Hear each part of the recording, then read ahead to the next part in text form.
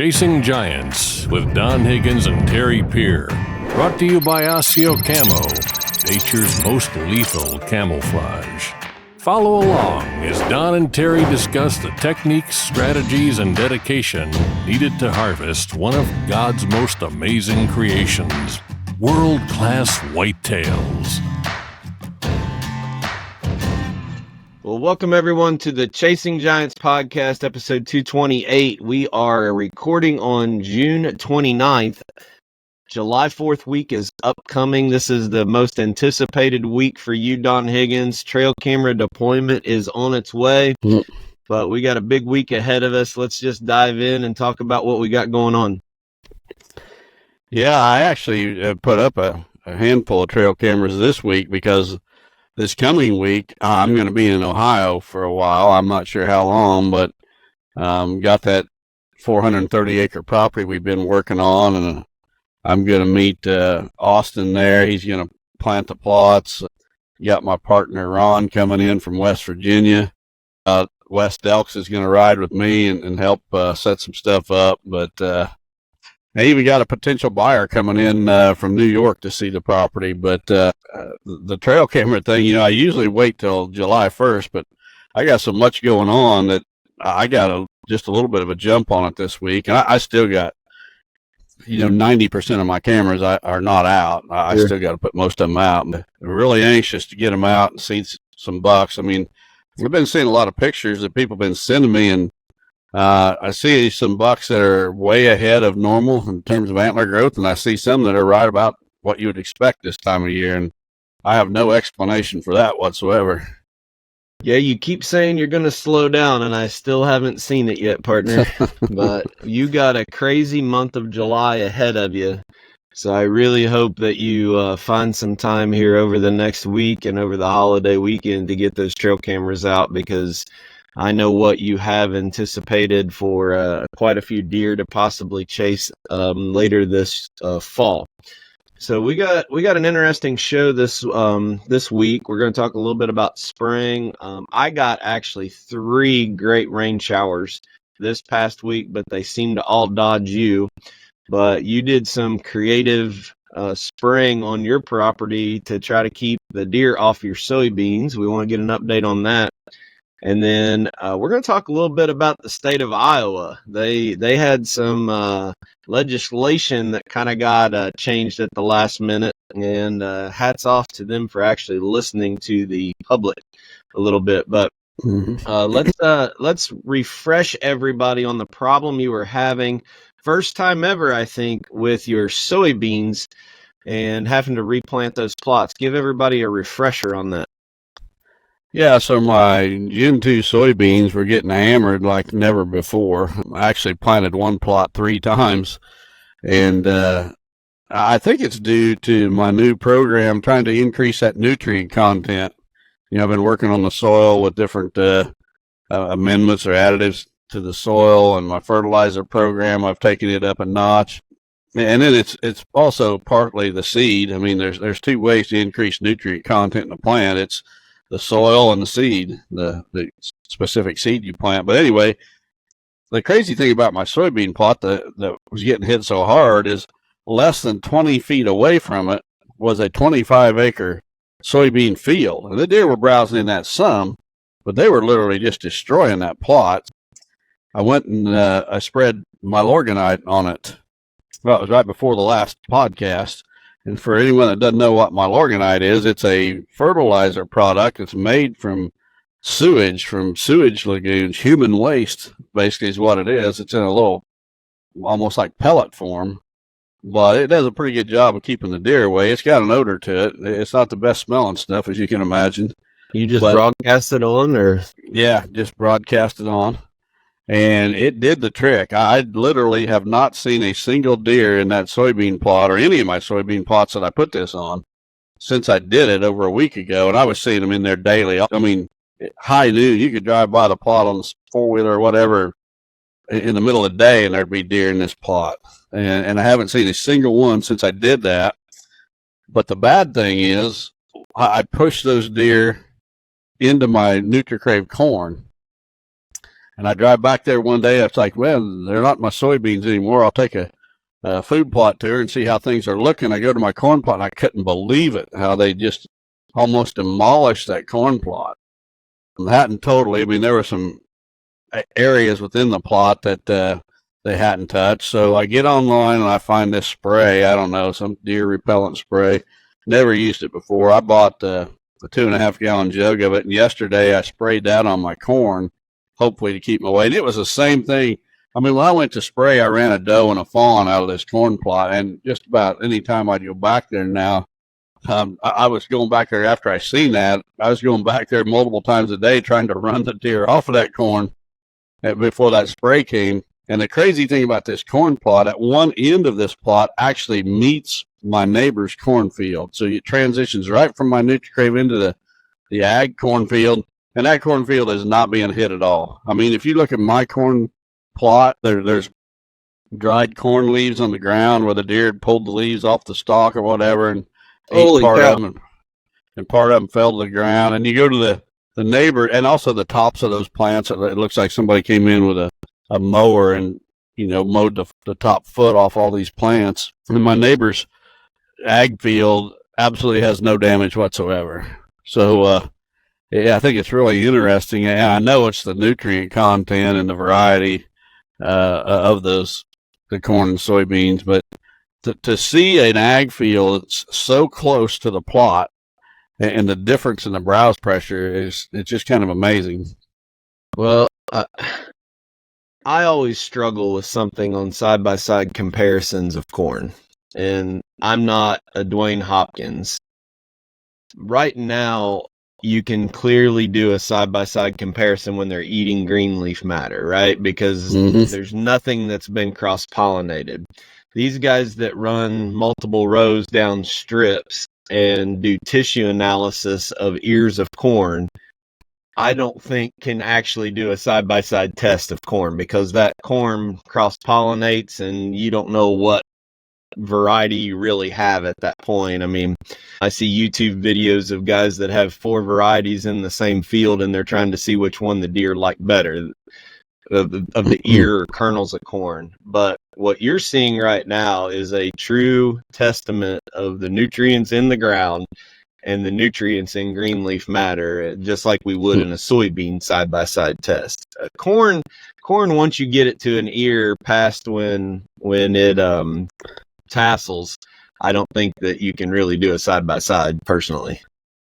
Yeah, and I don't know if probably a lot of our listeners don't realize this, but at the top of every corn stalk or corn ear is that silk.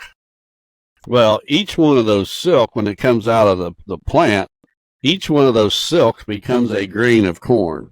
So that silk, when it starts, it gathers a pollen, and then it develops a kernel. Right. Well, most of those silks probably do gather pollen from that corn plant or plants right next to it. But that corn pollen can blow on the wind a mile away or more. And it blows in, and all the silks have not been pollinated, and it lands on a silk that hadn't been pollinated, and that's where you get your cross-pollination. It happens to some degree, even in big ag fields. When you're talking narrow strips, an 8-row pass or whatever, it's bound to happen, especially on those rows that join up to each other. Now, each row, as you get towards the middle, probably has a little bit less. Right. But even there's still got to be some. Yeah. But what my point is, what you're seeing right now is true nutrients. If they're picking something right now, it's what's in that ground and what's in that green leaf matter, which is pretty cool. I just had a business proposition for you. Finally, we could go and package Milorganite and sell it in real world, and I'll make a really, really cool bag called Code Brown. Code Brown. We need to think about that. Yeah, it actually is a fertilizer. Will we have to give a royalty to West Delks? Well, that's only if we include a sock in the bag. Put his picture holding a sock on the front of the bag, and then we'll give him 2 cents for every bag we sell. Yeah. Well, so We got a timely rain. There's a very specific thing that I've gotten a lot of questions about this week, and that's about spraying, and it kind of ties into what I'm going to do this afternoon. We're actually recording on Saturday morning. I'm waiting for the dew to burn off here, but we got some timely rains here in Kentucky. I'm going to go spray, and in my crop rotation, you were on my farm during turkey season this year. You noticed that I had quite a bit of corn left over. And when I mowed, I had a lot of volunteer corn come back up in my soybeans. And we've talked about this before, but I need to go spray because I got volunteer corn coming up. We've had people think that it's a great thing for, oh, well, I got corn coming back up in my soybean. I'm going to have a diverse food or plant coming back up the next year. Talk a little bit about how that's never going to help you a little bit when you have volunteer corn the next year. Well, for one thing, that volunteer corn, it would be just like taking corn out of a grain bin and planting it. You're not going to get the same. The other thing is the pollination is not going to be good. You know, you can grow corn that way, but the ears are not going to be full of kernels, right? Because of the poor pollination. A lot of those silks are not going to get pollinated. And everybody's seen those ears of corn that you got a cob with just a handful of kernels on that cob, and that's from poor pollination, and that's what you're going to get. But in your case, Gary, the thing you're going to have to think about is, Roundup would kill. If that's all Nutricrave corn, Roundup will kill it. But if it was a traded corn, if it was a Roundup ready corn, then you go to spray your beans with Roundup, it's not going to kill that corn. Right. So what I got to do today is I'm going to mix up Roundup and Clefidin, which I'll put in my sprayer and drive over my soybeans so I kill my other products, my other weeds that are in my Roundup Ready soybeans, my Gen 2 beans, but the Clefidin's going to kill that corn. So We get so many chemical questions, people, and unfortunately, people are getting bad advice from their local ag dealers. I had a guy contact me yesterday and had water hemp in his Gen 2 soybeans, and the guy at the local ag store said to spray it with 2,4-D, that it would be fine. And luckily he called us and called him off of it. So unfortunately, or fortunately, I'm not sure either way, chemicals are a very vital part of what we have to do as food plotters, but make sure you know what you're doing. And that label, even though it's overwhelming and there's a lot of pages, it tells you everything you need to know. It's just people need to take a little bit of time. We're so used to asking a question or getting a quick answer on the internet.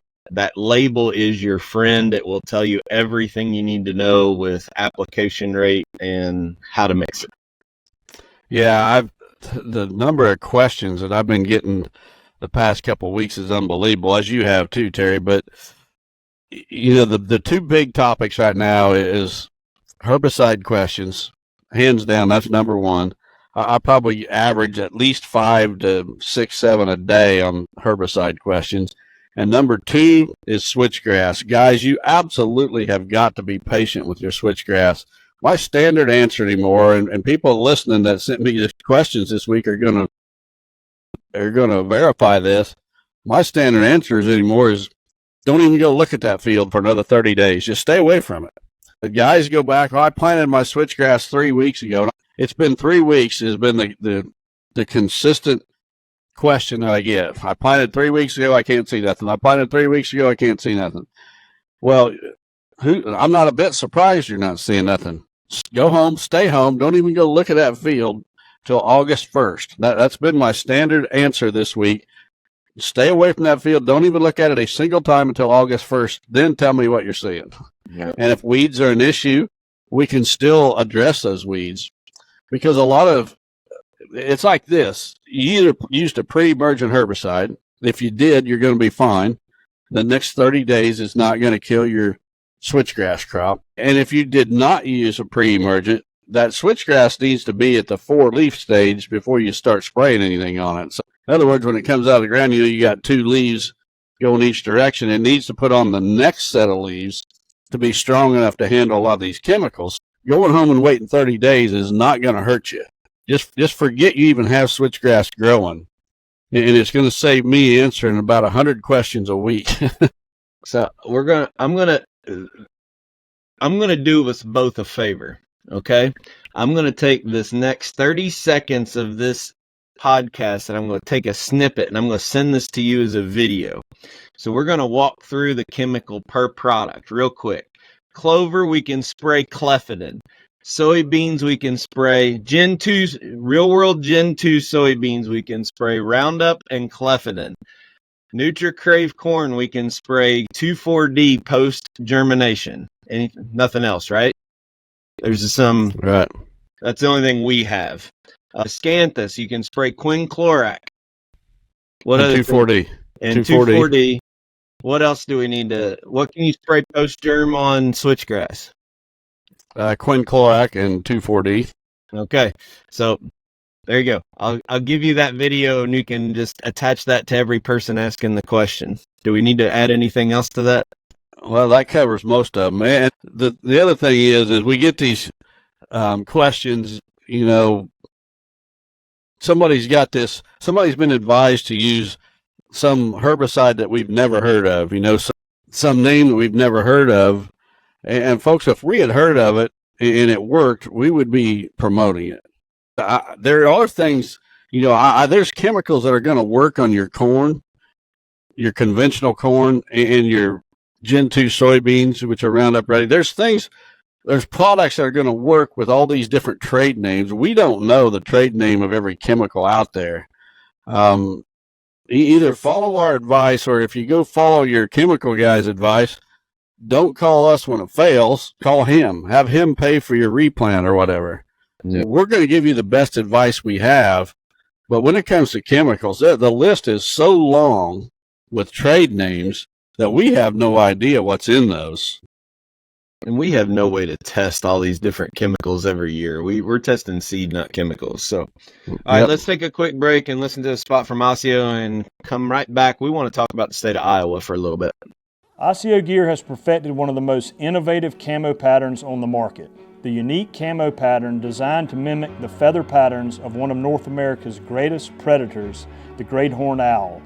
Combined with intuitive features, superior comfort, and ultra high quality fabrics give bow hunters the ultimate advantage. Osseo has outfitted over 10,000 bow hunters across the country with over 1,000 5-star reviews. Visit asiogear.com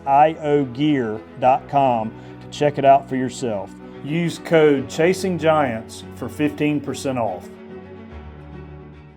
Well, thanks to the folks at Osseo. Make sure you're following them on their social media. Joe Miles, who knows where he's at this week. I want to talk about Chris Yates for just a quick second. That cat is over in Africa right now. For those of you who don't follow Chris Yates, Victory Chevrolet and GMC, I think it's actually called the Yates Auto or Victory Auto Group now. I think he's going after a lion with a bow. Is that right? I think so, yeah. I saw he killed something, one of them critters over there with a bow the other day. He posted it, but that cat is over there hunting a lion with a bow. Well, I wish him the best of luck. Yeah, hope he gets back safe. Before he left, I will say, you know, thanks for all the prayers and everything. I started my new job 2 weeks ago, and we needed to buy a couple of vehicle, and I called Chris all the way up in Kansas City, and his normal price on GMC vehicles was cheaper than anything we could get anywhere else. So I'm telling you folks, give the guy a shot. Not only is he a great Christian man, he supported Lester's Feet. He's a great friend of us. He's a supporter of the podcast, but he will treat you right, and his prices are, I'm not saying this because of the podcast. His price was cheaper than anywhere else we could even find, online or not, and a great guy to do business with no matter where you're at.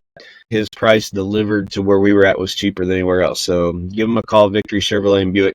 Let's talk a little bit about Iowa. You know, this ruffled a lot of feathers. I guess we need, for those people who don't know, Don, talk about this, I guess, new legislation that went through a while back, and people got a little angry about it.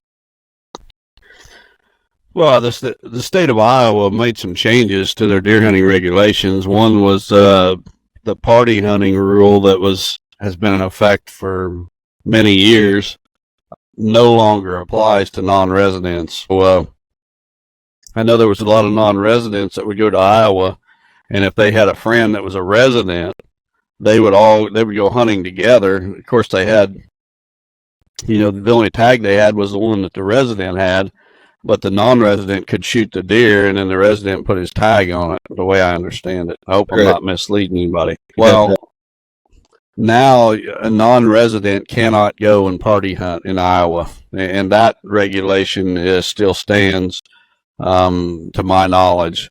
But then they also had a new regulation change earlier regarding trail cameras on lands that were managed by the state of Iowa. This did not apply to all public land. If that land was managed by a county or some other entity, then it did not apply. But if the state of Iowa managed that property, they outlawed the use of trail cameras on that property. You're not allowed to leave equipment into the woods, as I understand it. So you couldn't take your trail camera. You could take it and put it up and then sit there and watch it. You couldn't leave it. Well, apparently there was so much static back from the hunters in Iowa that they backed off of that legislation now. And I guess you are going to be able to use trail cameras the way I understand it. I don't want to mislead anybody's. I've tried to read and listen to everything I could on the topic because I do have an interest in Iowa to some degree, not near as much as Illinois and Ohio, but some degree in Iowa. And the big takeaway for me, though, was how well the Iowa DNR looks after Iowa residents. Totally the opposite of Illinois. It's got to do with, I hate to say it, but it's got to do with the liberal politics in Illinois. The people making the rules in Illinois care about one thing, and that's money, income. And if they can drag an unlimited, number of non-residents to this state and, take as much money from them as they can when they get here, they're going to do it without limitation and without regards to how it might affect the residents. And even though I'm not an Iowa resident, I've got to give Iowa DNR credit for looking out for their resident hunters first. Yeah, it affects me in a negative way. I'm jealous that my state doesn't do the same thing for me. But hats off to the Iowa DNR for listening to their constituents and standing up for what's best for the Iowa deer hunters. When in my career, we always have this, we always can see, it's manufacturing. So we go in and we can tell when a company is run by engineers or guys that are out on the floor and they know how to, run equipment or they know how to build stuff. And then when it transitions to when the accountants are running the company, and when decisions are made by not how, I think the listeners understand where I'm going. When states are making decisions based on a revenue stream versus the resource, or in this case, the natural resource, you can clearly tell. And both of us have a non-resident interest in Iowa. I have preference points that I'm picking my time in which I'm going to be out there hunting as a non-resident. And you're in the same boat. We both have properties that we can, I haven't ever talked about it, but I'm picking my time to where I can go out there. You have talked about it on this podcast in recent years where you went out there. But we think it's fantastic. As a it's gonna handcuff us a little bit, but man, you got to respect it, and that's why they got the deer they do. If Illinois did half, if Illinois did half of what they did, we would have better deer in Illinois. The crazy thing is, I've said this before, that Illinois and Iowa, if you look at an atlas, they are almost exactly the same size in square miles. Almost exactly. It's uncanny how close they are to the same size. But you look at the population, and Illinois has got like 4 times the population. We've also got way more resident hunters. You can look at those numbers. Iowa's got a fraction the number of people. They've got a fraction the number of hunters spread over the same landmass, and yet they're taking care of their people in this crooked state of Illinois. And here's the thing, the DNR gets a lot of blame for this, and rightly so. There's some people in the DNR that are only there for political reasons. They were appointed. The DNR director, for example, the top agent within that agency is an appointed position, appointed by the governor. We got one of the worst governors right now that we've ever had in my entire lifetime.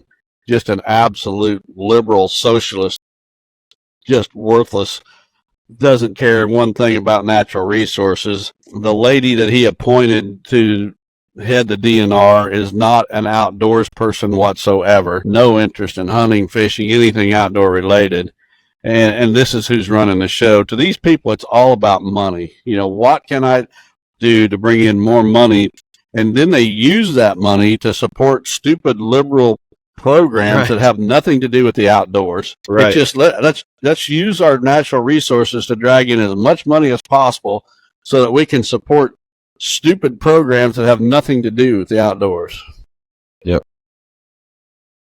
Well, hats off to the state of Iowa. All of our other states, including Kentucky, could learn a little bit. I haven't heard the latest here, I know there was a big push to turn the natural resources over to the Department of Agriculture, which is just going to be as bad as other states if that ends up happening. So I sure hope not. So probably worse. Yeah, probably. So how about we take this break to move on to some questions and get those going? Is that all right? Sounds good. All right. Our buddy Jeremy Schluter, good friend of ours from out in Kansas. Let's get him going first. Yeah, so Jeremy says, Don and Terry, enjoy tuning in to get the weekly updates and hearing the good news you are spreading through your platforms. Some may not like to hear about your personal lives being a whitetail podcast, but I enjoy that almost as much as the whitetail talk. Makes things more relatable in real life. Speaking of that, Don, are you able to share any update on your daughter? Praying for her and hope she receives a good report. Back to whitetail. If someone didn't get soil charge planted and has a plot grown up in 3 to 4 foot pigweeds where they will plant deadly dozen in the fall, what's your own process on getting those plots ready for fall? Do you mow in July, then wait a few weeks to spray new growth and keep ahead of it with the herbicides? Mow, then work the ground a few times to keep it ready for fall planting or other. Obviously, equipment makes a difference, and most food plotters probably don't have a no-till drill, but walk us through your process timing on that with different equipment as everyone begins to plan for fall plots.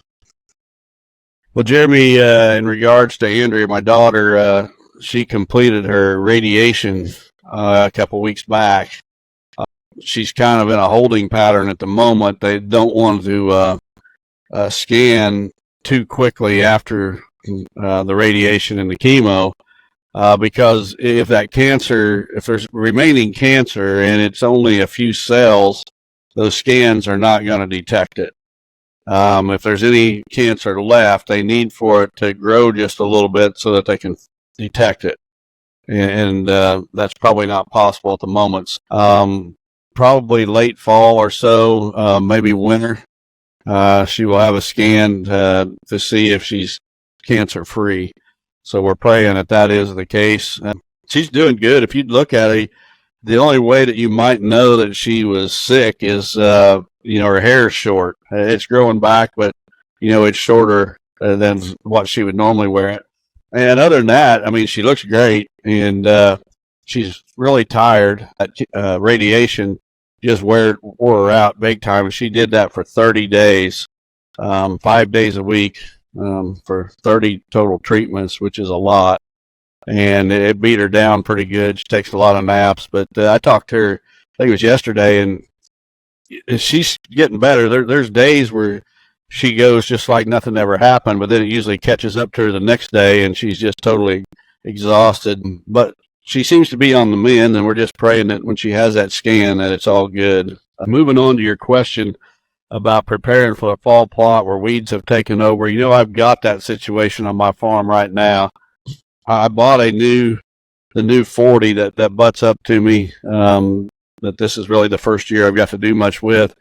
I've got a new plot on that 40, and it was in ag field last year, and there was some herbicide carryover on that plot. I planted it in soil charge this spring, but the herbicide carryover held back all vegetation, not just what I planted, the soil charge, but also held the weeds back. Now that it appears that residual herbicide or that pre-emergent herbicide is starting to wear off and the weeds are starting to come on. Whereas that soil charge I planted, there's a little bit of it out there, but most of it did not survive from last spring. So anyway, I'm going to go in, and my approach is going to be I'm going to go in and spray that plot probably at least twice. I'm going to do it, I'm guessing, this coming week, because some of those weeds are getting up knee high or so. And then I'll probably do it again right before I no-till plant. And be having a no-till planter, I'm not going to disturb the soil whatsoever. If I did not have the no-till planter, I would do the same thing. It's just that instead of no-tilling it, I would, disc that ground up after that second spraying, broadcast the seed, and then run a cultipacker over it to kind of pack it down. We're always fighting struggles. This year, I've fought the deer browse pressure like I've never seen before on my place. I'm going to have to address that in a new way next year. Well, first of all, I'm going to shoot some does this fall during hunting season.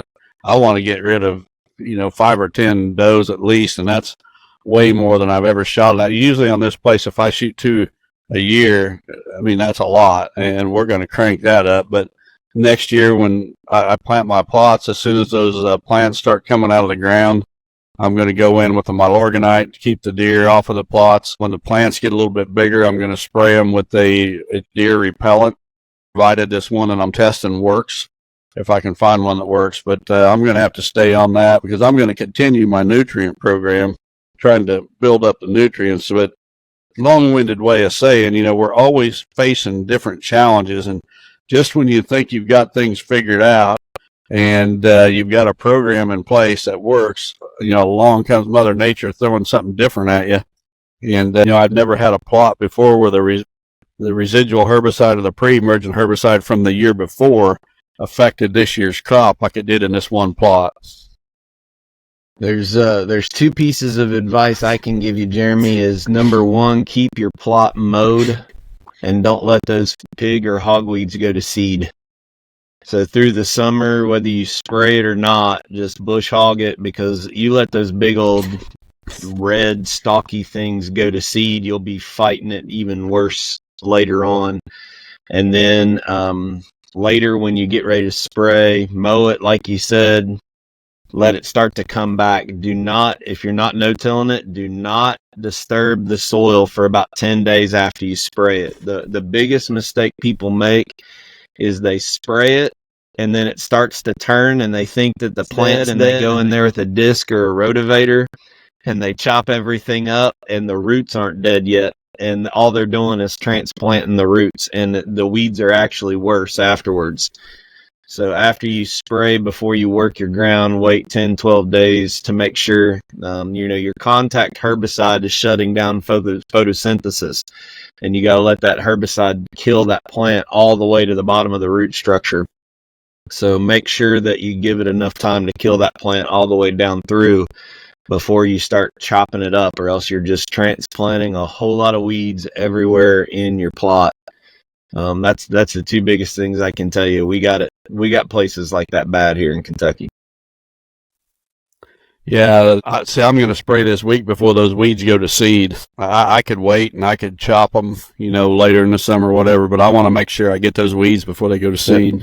Yeah, whether you mow it, whether you spray it, whatever, just don't let them go to seed. I'd rather keep it bare dirt than all just dead thatch, then let it go. But some people might not have that choice. But the biggest problem I see with people with fall food plots is they go in there and spray it, and then 2 days later they go in there and till the soil, or they rotivate green grass. We see it on social media all the time. They go in there with a rotavator and they're tilling up a green field, and there is no way that they're not going to fight a huge weed problem through the fall. You got to spray that and wait, 10 days at least to let that stuff kill all the way down to the roots.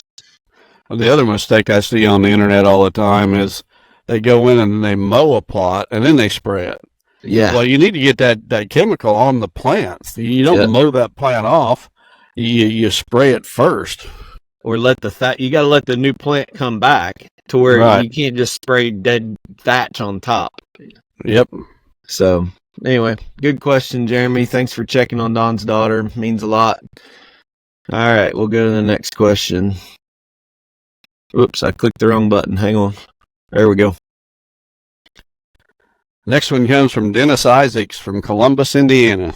It says, Don and Terry, this spring I had hired a habitat contractor to drill my real-world switchgrass, but with the wet conditions, other dirt work that had to be done prior, and a late warm season vegetation herbicide application, it didn't happen. I've decided because of how wet my fields are in the spring and fall, I'm going to frost seed the switchgrass in late winter 2025. My questions are, is there a cover crop that's beneficial to deer that I could broadcast this August after a second herbicide application? If so, should I use herbicide to kill it before spring green up? Thanks for your time and for everything you and Terry do. Prayers for you and your families. Well, Dennis, the reason I picked your question is because I have become not so much a fan of frost seeding switchgrass. Years ago, we used to advise it as a good way, and it'll work, don't get me wrong, but it is way, way better to wait for that soil to warm up, start with a clean, weed-free seed bed, and then do your planting. And that way that seed, the ground conditions are such as that seed can start growing as soon as you plant it. It's not just sitting there for months, allowing the weeds to get ahead of it. You say your planting site is wet, and that keeps you from being able to plant in the spring and fall. Well, for one thing, you don't want to plant switchgrass in the fall. It doesn't matter what variety of switchgrass, you do not want to plant it in the fall. It just takes so long to establish that it doesn't get established before freezing temperatures come. So do not plant in the fall. I would strongly advise you to take that planting site and make it totally weed-free, vegetation-free this fall, going into the fall. That'll help it dry out. If you don't have vegetation there in the spring, it'll dry out a whole lot quicker. You could even go so far as to go in this fall, I'm talking late in the fall, October, late October. Keep it weed-free until then. Go in there and disc up that ground. Now open it up so it'll dry out even better next spring. But then next spring, wait until it's dry enough and the soil temperatures are warm enough. Go in there and spray vegetation and put down your pre-emergent herbicide, simazine, atrazine, whichever you decide to use, and then plant your switchgrass. You're going to get way better results. As far as planting a cover crop, you asked, in most cases, I would say that's not a bad idea. I would probably plant oats, and the reason for planting oats is that a lot of those oats are going to get killed during a typical winter. Now, last winter, things were so mild that it didn't kill a lot of the oats, but on a typical winter, it's going to kill those oats, so in the spring, you're not going to have to deal with them. They're going to be dead. But in your case, where you're planting it on a wetter site, I would forget the whole cover crop idea, or planting something for the deer for one season. Just forget about that. Have bare dirt. Be ready to go in the spring as soon as conditions are right. Yep. All right. Great advice. We're going to burn through some of these and get caught back up a little bit with time.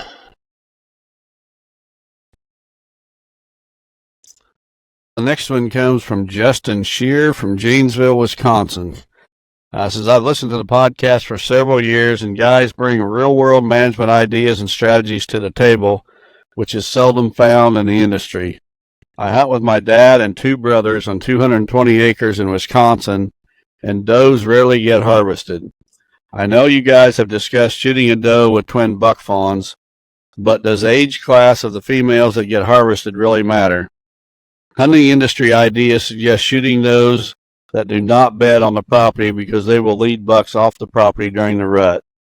I've heard that older does are better with raising fawns, but are smarter, more educated animals in the woods. I'd rather take an older doe just because I respect the animal that I'm hunting and would rather it matured before harvest. Maybe I'm thinking too deep on the subject, but would like to know what your guys' opinion would be on harvesting young or old female deer with low intrusion. Thank you for your time and consideration. Well, Justin, as I mentioned earlier in this podcast, I'm going to be harvesting some does on my place this year like I've never done in the past. And I'm not going to pay attention to the age of the doe. Now, I'm not going to shoot doe fawns. Don't get me wrong. But if it's a mature doe, for one thing, who can age a doe? I mean, a doe comes by. Can you tell if she's 2.5 years old or 8.5 years old? You can't, and not without killing her and looking at her teeth. A lot of this nonsense on the internet, and this is a perfect example, may sound good in theory, but when it comes to practice, it's really illogical. It just doesn't work. How do you is bedded on your property or not? That's the other thing. That's where I was going next. Yeah. And do you think a doe beds on the same property every single day? She may bed on you half the time, your neighbor half the time. That's total nonsense as well. What's going to determine the does I shoot? First of all, they need to be mature. I'm not going to shoot doe fawns. Secondly, it's going to be where they're at, where I'm hunting at on the property. Obviously, I'm not going to shoot a doe in my sanctuary. I hunt the edge of the sanctuary a lot during the rut, especially as those bucks are cruising the downwind edge. I like to be hunting on the downwind edge, no matter which way the wind is blowing. And I'm not about to shoot a doe there that's going to run into the heart of the sanctuary. When I'm in I've got stands, and even when I'm sitting on the edge of that sanctuary, most of the time I've got an open ag field behind me. I'm sitting on the edge, I'm facing into that cover, and I've got the ag field behind me. Well, if there's a doe out in the ag field behind me, I will absolutely shoot her, because odds are she's going to run straight away from me out into the open field. I've done that before. So it's going to be at the age of the doe and where she's located on my farm. Now, I'm definitely going to try to shoot does that have buck fawns, but at this point, I need to shoot some does. And if no matter what kind of fawns they've got, if they come by all alone, or if they've got triplets, it's not going to matter. I'm shooting some does this year, but they're going to be mature does. It's all going to be about where they're located, where they're standing when I shoot them. I think you got to have a strategy just like anything else on your property. Guys say, I'm going to shoot a doe, and then they go into their best spot and they shoot the doe. It's set your property and have a game plan for what you need to do on a management plan and make it happen. Kentucky has two fantastic things going for it for doe management. Number one, we can feed. So you can put a feeder, like on my farm, Don, we could put a feeder right behind my barn. And you could set in that barn on the tongue of the hay baler and pull those does up right all the way on the other end of the field at dark in September and whack does and not hurt your property one bit. I mean, you wouldn't hurt your property one bit, no intrusion. And then the second thing we got is we can use suppressors during rifle season. So when we get deer out in the middle of the field with a suppressor, we could shoot them there too. So if you don't, in Illinois, neither one of those are an option. So you got to be really, really careful not to absolutely destroy your sanctuary and put pressure on your best spots. I mean, you could really ruin a spot really quick by just trying to shoot does. Yeah, in the communist state of Illinois, we've really got our hands tied in a lot of ways beyond hunting. You can use a suppressor out in the field to hunt with. I can't even own one, period. You can feed year-round. I cannot even supplemental feed outside of hunting season, but no intentions ever shooting a deer. Kentucky's different now. I can bait during season, but I can't feed outside of season. Remember, we're the idiots that got it backwards. Well, it just makes it a bait state without, doing any benefit to the herd. If you can't supplemental feed outside of season, I mean, what good is it? It's just a bait. Yeah. But yeah. All right. Next question.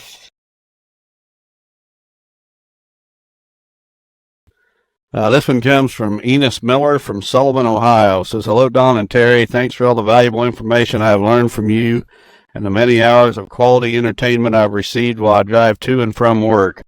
My question is a bit off the wall. Don, you mentioned a while back that you take a humic acid supplement. On a more recent podcast, you said that you haven't had any trouble with ticks, while Terry said he has had all kinds of tick problems this year. Is Terry using humic acid as well? Just wondering if there could be a connection. Also, could you please repeat the phone number to call to listen to the podcast? My Amish boss recently said he doesn't listen anymore because the phone number he had doesn't work anymore, and I couldn't remember which podcast you read the number that is still working. Thanks and God bless. Well, Enos, the number is, well, Terry just removed it from the screens. I was going to read you the number. One thing I'll throw up while Terry's putting that back up for me to read is that, there was 2 phone numbers that you could call to listen to the podcast. The one that no longer works, we had nothing to do with that. I've got some complaints about people that was taken down. Folks, we did not have anything to do with getting that on there. We did not have anything to do with taking it off.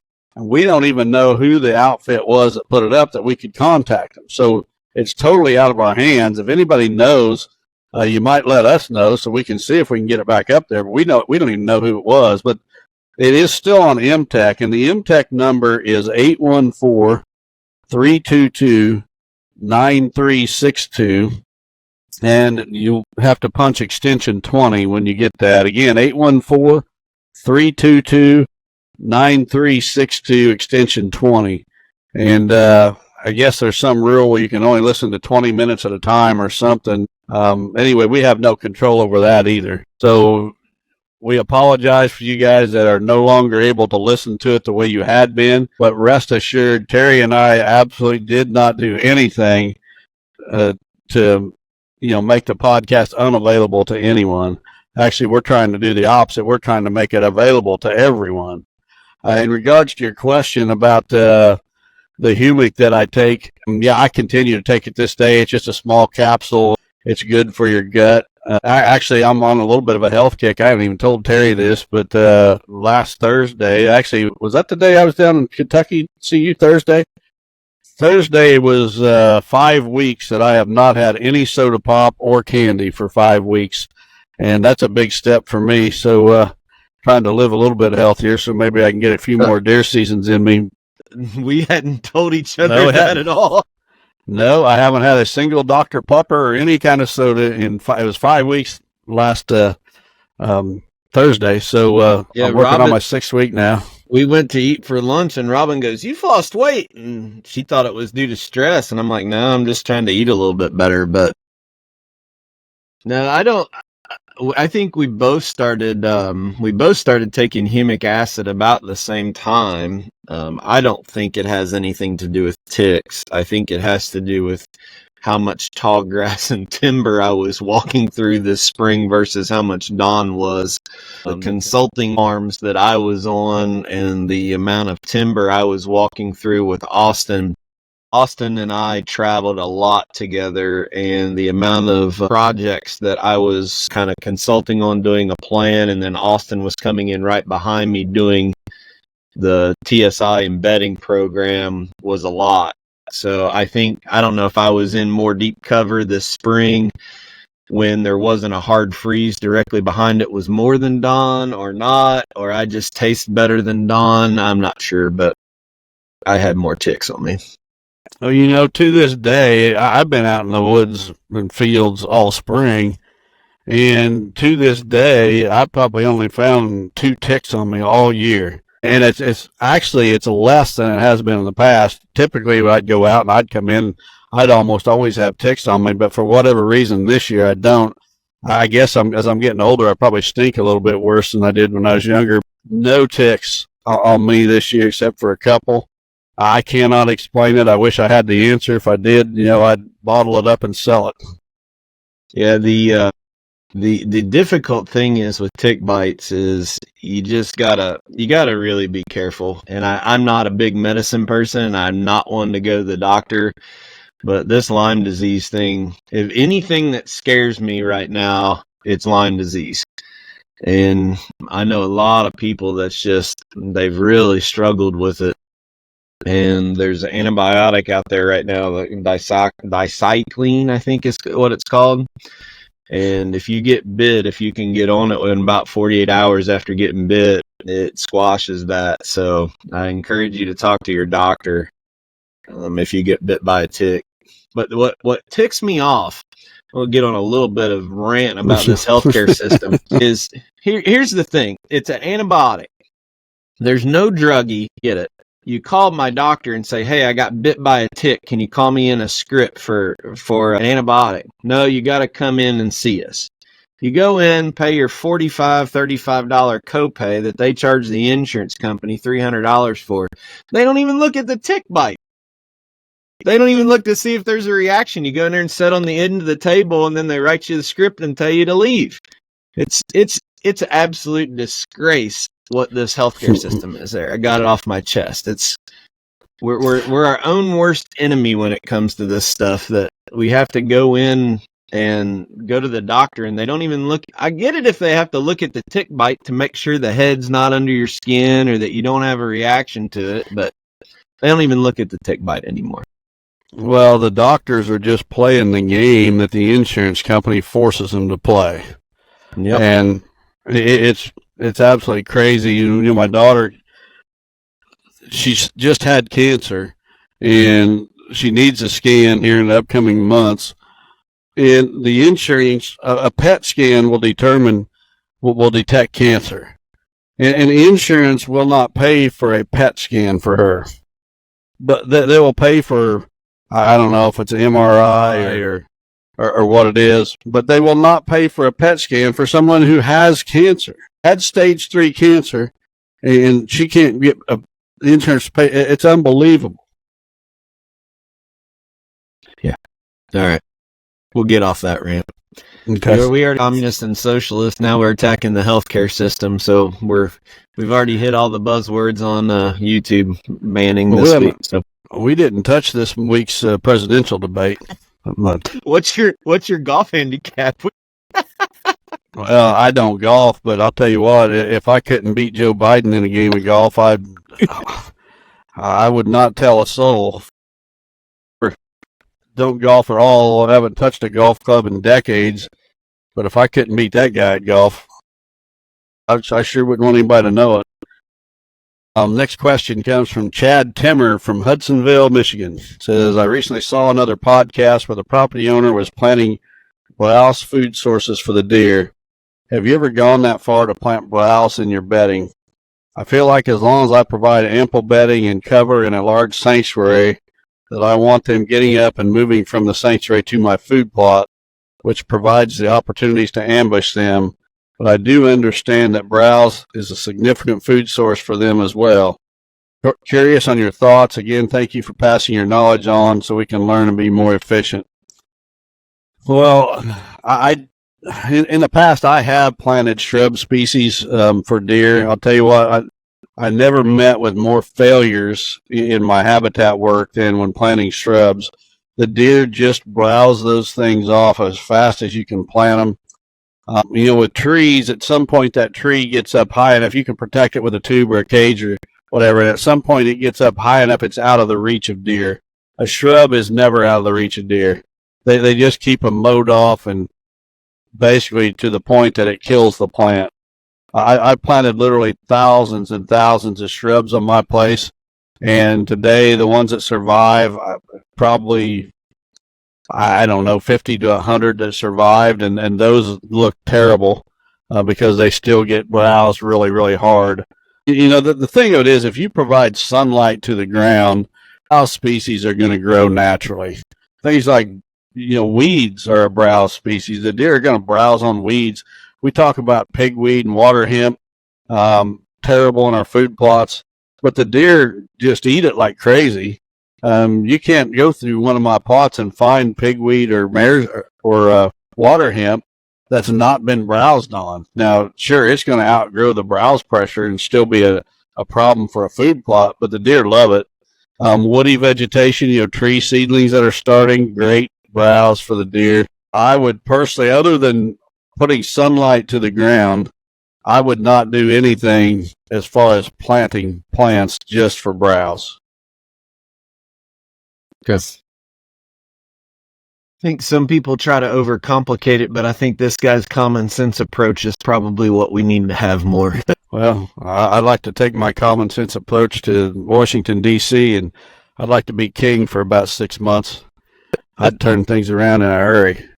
Stinking nonsense. Can you believe there's that debate, and there's still people that are going to vote for that guy? I'll tell you what it all boils down to is people's hatred for Trump surpasses their love for their country. Just think about that. They hate one man so much, they're willing to destroy their children and grandchildren's future because of their hatred.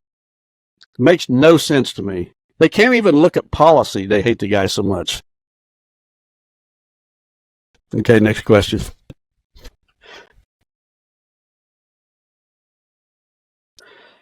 The next one comes from Jesse Fromm from New Berlin, Illinois. It says, Don and Terry, with the resurgence of bobcats in Illinois, do you see any advantage to having these animals around?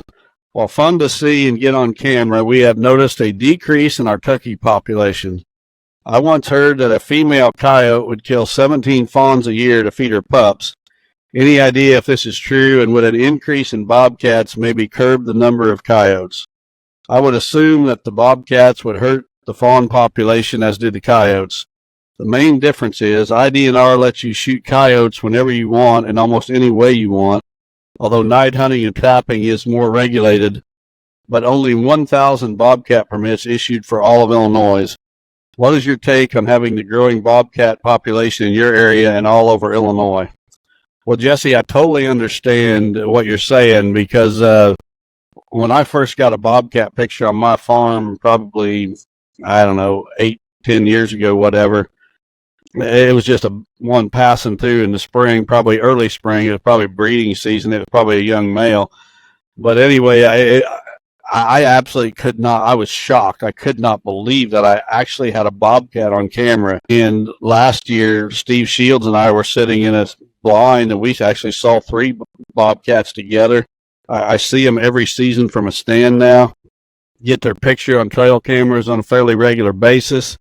The whole Illinois season is a joke, whether IDNR wants to admit. And here's a case where it's not IDNR. We want to blame the DNR. It's not them. This is the regulation limiting the number of tags.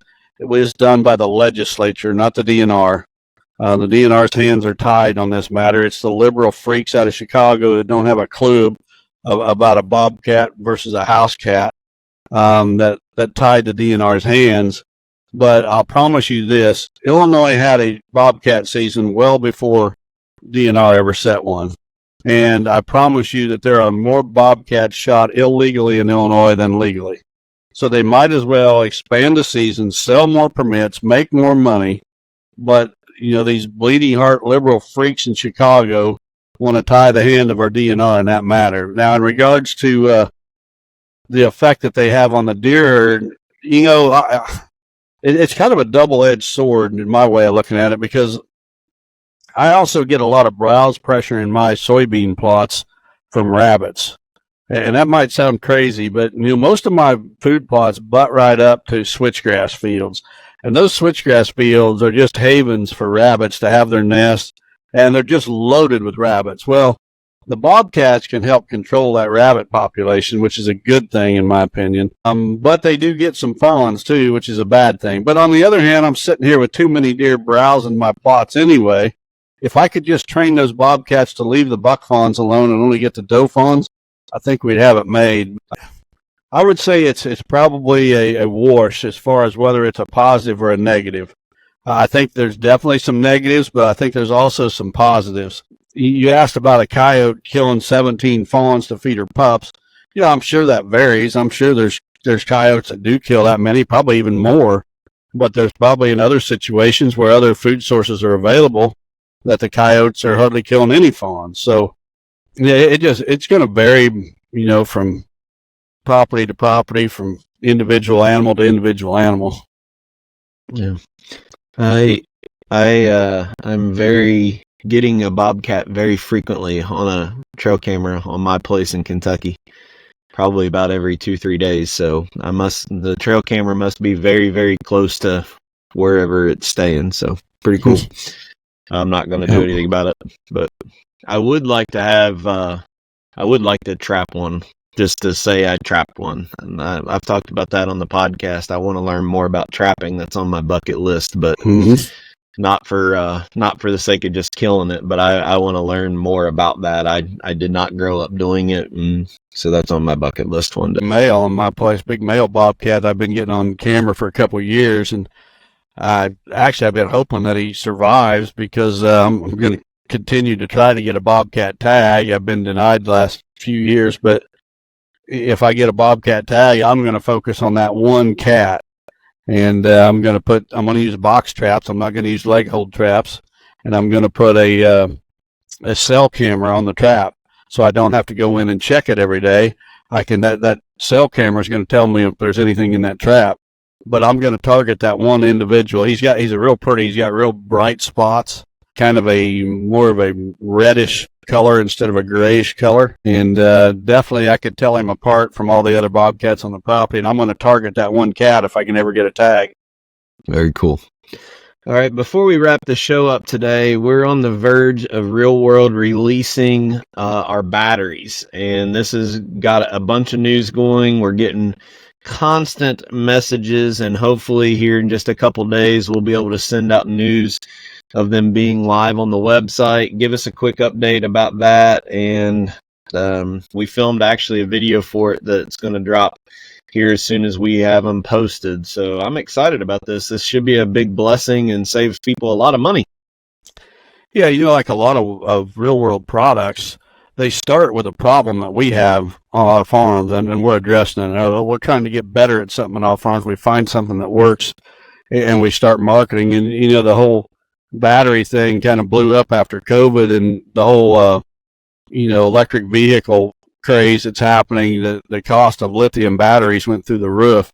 So right after right after last hunting season, I started searching for a cheaper battery source, and I actually contacted Energizer, and I wanted to become a dealer for the Energizer Ultimate Lithium batteries. And I went back and forth with those people for months in numerous emails. And here's the crazy thing. I can go on Amazon today and I can buy a little 4-pack of batteries for the same price per battery as I could buy full pallets of the same battery directly from Energizer. Now, how does that make sense? I can buy 4 batteries online for the same price that I can buy a pallet per battery. It just made no sense. So finally I gave up and I started searching for an alternative. I tried rechargeable batteries. I could never find a rechargeable battery that even held up half as long as the lithium batteries. And finally I found one. It's not a rechargeable. It's a lithium battery, but it's a different brand than Energizer. And I tested it side by side, 2 trail cameras on the same tree facing the same direction. One had the Energizers, one had this other brand that we're going to be selling. The other brand held its own right with the Energizer, and that's the one we're going to be selling. I just got an email this morning. That shipment is expected in around July 6th, they're telling us. Now, whether they hold to that, who knows? But what I can tell you, folks, is those batteries will not be available for sale until you see them on the website. When you see them on the website, that's when they're going to be available. You can just check there. That'd be an easy way for you to check. We will announce it on our social media. So on my personal social media, on Real World social media, as soon as those batteries are available, we're going to let you know. Well, there'll be an email blast sent out, so there's a place to sign up for our newsletter. So we will shout it from the highest mountain when we are doing it. So I'm getting many, many emails and messages a day asking when they're going to be available. So those are the ways you can stay in touch and figure that out. So we appreciate it. That's all I got. I hope this dew is burn off. It's almost 11 o'clock. I'm heading to the field and going to spray some Roundup and Clefidin. I think I'm going to go put a couple more trail cameras out.